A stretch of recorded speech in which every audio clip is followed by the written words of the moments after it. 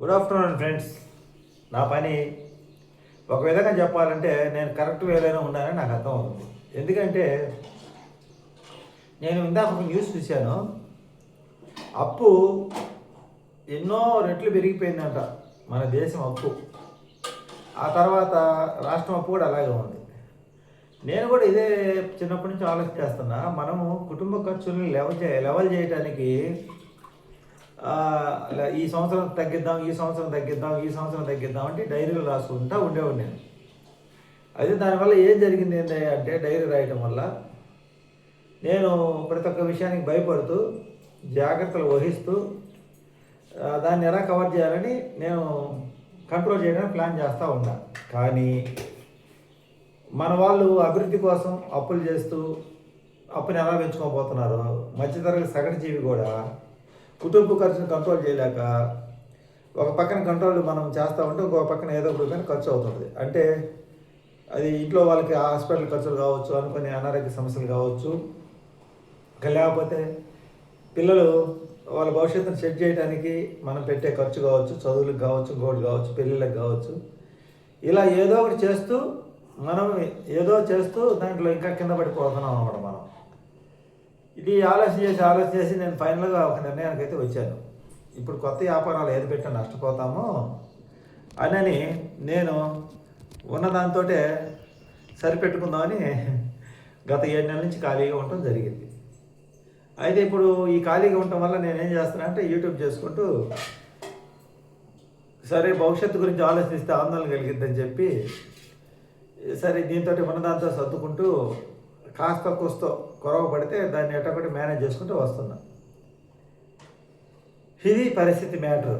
ఇలా మేనేజ్ చేసుకుంటూ వచ్చే క్రమంలో నన్ను అందరూ ఏమంటున్నారంటే ఏదో ఒకటి చేయొచ్చు కదా అని.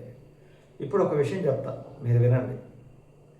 ఏదో ఒకటి చేస్తూ అప్పు పెంచే కాడికన్నా, ఇంకా కష్టాలు తెచ్చుకునే కాడికన్నా ప్రస్తుత పరిస్థితిని ఏం చేయాలో అర్థం కాకుండా సైలెంట్గా నాలాగా నిలబడి ఉన్నదాంతో కాలాన్ని నడిపేది బెస్ట్ అవునా కాదా చెప్పండి.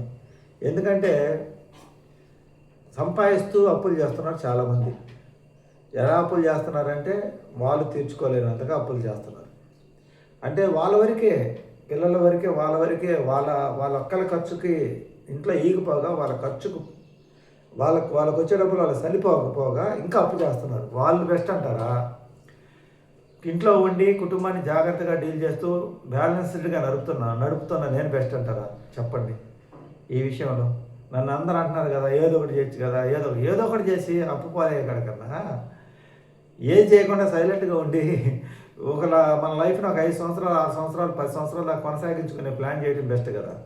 ఏదో ఒకటి చేసి మన లైఫ్ ఇంక వెనక్కి అంటే నేనేమంటానంటే కాలం అనుకూలంగా లేనప్పుడు నువ్వు కంట్రోల్గానే ఉండవు, కానీ కుటుంబ సభ్యులందరూ కంట్రోల్గా ఉండాలని లేదు కదా. నీకు ఇంట్లో పిల్లల లైఫ్ సెట్ చేయడం కోసం నువ్వు పడే తపన కావచ్చు, ఏదో ఒకటి చేయాలని, లేకపోతే ఇంకా పిల్లలు బాగా సెట్ అయ్యాలని చెప్పి ఊహించుకునే టైంలో వాళ్ళు ఏదైనా అప్పులు చేయొచ్చు, తెలుసో తెలియకో.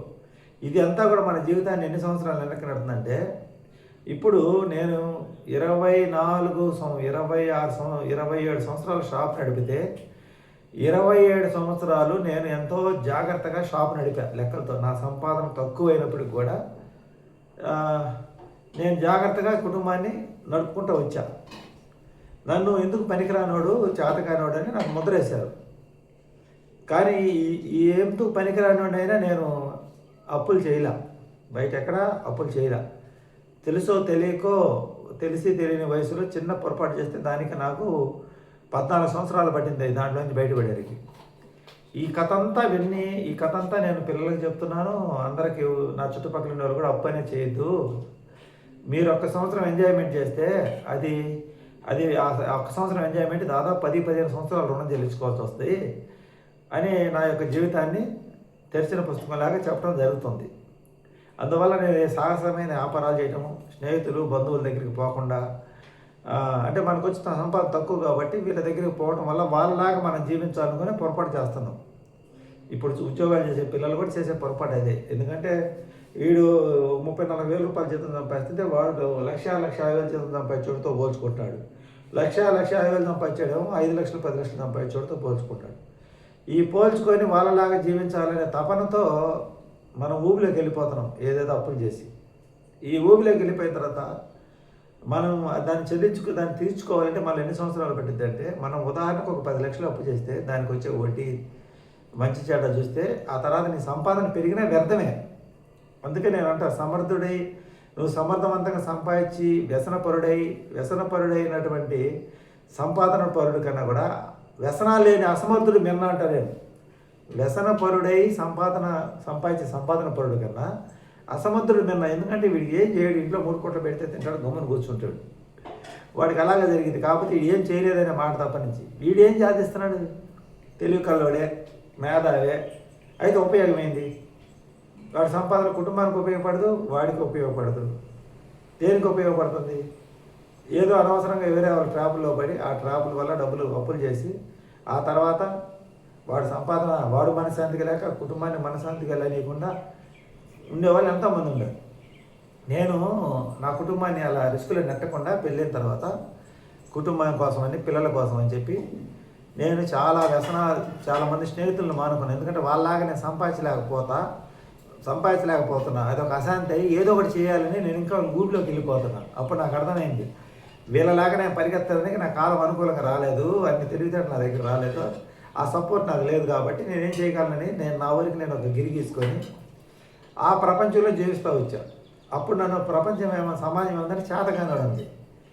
చేతగానే సమాజం అనుకున్నా, బంధువులు అనుకున్నా నాకు వచ్చిన నష్టం ఏం లేదు. ఎందుకంటే నా కుటుంబాన్ని నేను జాగ్రత్తగా ఇబ్బంది లేకుండా బండి నడుపుకొస్తున్నా.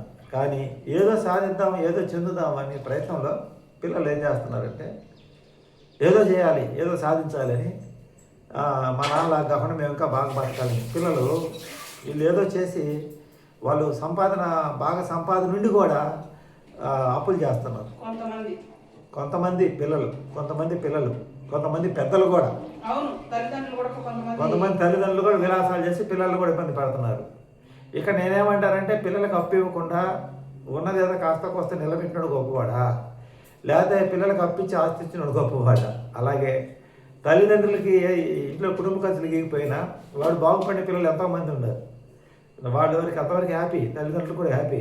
కానీ చాలామంది తల్లిదండ్రులకి వాళ్ళు బాగా బతుకుతారని ఆశిస్తే వాళ్ళు అప్పులు చేసుకొని తల్లిదండ్రులకి స్టోకులు ఇస్తున్నారు. దీనివల్ల కుటుంబం అంతా డిస్టర్బెన్స్ అయిపోయింది. నన్ను అంటున్నారు కదా అందరూ, ఏదో ఒకటి చేయొచ్చు కదా, ఏదో ఒకటి చేస్తే ఏమైంది? ఏదో ఒకటి చేస్తే నువ్వు సంపాదించేది ఏదో ఒకటి ఆలోచన లేకుండా ఏదో ఒకటి చేస్తే మన లైఫ్ ఒక చిన్న పొరపాటుకి 10 సంవత్సరాలు వెనక్కి వెళ్ళింది, 10 years, 5 years, ఒక్కసారి జీవితకాలం వెనక్కి వెళ్ళింది. చూడండి, ఆలోచన చేయండి ఒక్కసారి.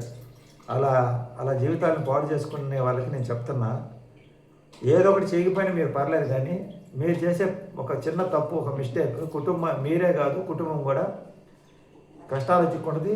కుటుంబం మొత్తం డిస్టర్బెన్స్ అయింది. తండ్రి ఎంత పొదుపు చేసేవాడైనప్పటికీ, ఎంత క్రమశిక్షణగా ఉన్నా కానీ పిల్లలు ఖర్చు పెట్టేవాళ్ళైతే వేస్ట్. పిల్లలు బాగా తెలియకలేదు డబ్బు సంపాదించే వాళ్ళైనా తండ్రి వ్యసనపరుడైతే అది కూడా వ్యర్థమే. అందువల్ల కుటుంబం బాగుండాలంటే కుటుంబంలో అందరూ బాగుంటేనే, కుటుంబంలో అందరూ క్రమశిక్షణగా ఉంటేనే కుటుంబం బాగుంటుంది. ఇది నేను ఈరోజు చెప్పడం. మా ఆవిడ ఈ లోపల వంట చేసింది. ఏం వంట చేస్తున్నా కనుక్కుందాం. దోసకాయ ఏమంట అంటే బెండకాయ సాంబార్ చేసిన, ఇవాళ దోసకాయ సాంబార్ చేస్తున్నా. దోసకాయ సాంబార్ చేస్తుంది. వేడివేడిగా అన్నం అయింది. ఇంతకు నేనేం చేశానంటే, ఉదయం లేచి టిఫిన్ చేసి ఉదయం లేచి శుభ్రంగా స్నానం చేసి రెడీ అయ్యి టిఫిన్ చేసి బజారుకి పోతే ఖర్చు అవుతుందని ఇంట్లో కొనుక్కొని నిద్రపోయా. కాసేపు లైవ్ పెట్టుకున్నాను, మర్చిపోయి చెప్పాను. లైవ్ పెట్టుకుని కొనుక్కొని నిద్రపోయి నిద్రలేసి వచ్చిన తర్వాత నాకు ఇదే ఆలోచన వచ్చింది. నేను ఇన్ని సంవత్సరాల్లో కల్లా నన్ను వేస్ట్ అన్నారు, నేనే బెస్ట్ అనిపిస్తుంది చూస్తే. ఎందుకంటే నేను ఈ కుటుంబాన్ని రిస్కులోకి నెట్ల అంత సాహసం చేయాల, బాగుపడకపోయినా చెడిపోవాలి నేను అనేది నాకు అర్థమైంది. అందుకే ఇది మీతో పంచుకోవాలనుకొని ఈ వీడియో చేయడం జరిగిందనమాట. ఇది ఈరోజు వీడియో. నచ్చితే లైక్ చేయండి, సపోర్ట్ చేయండి. మరిన్ని మంచి వీడియోలు మీకు ముందుకు తీసుకురాగే ప్రయత్నం చేస్తాను బేస్ ఎంటర్టైన్మెంట్ తరఫు నుంచి. నేను అనుభవాలు చెప్తున్నా, సామాజిక అంశాల గురించి చెప్తున్నా, కానీ ఎవరిని ఉద్దేశించో ఎవరినో విమర్శించి నేను చేయటం లేదండి వీడియోలు.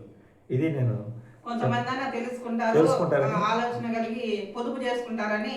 యువత మేలుకోండి, మీరు పొదుపు చేయకపోయినా పర్లా, అప్పు చేయొద్దు. అది పొదుపు చేయకపోయినా పర్లేదు, అప్పు మటుకు చేయొద్దు దయచేసి.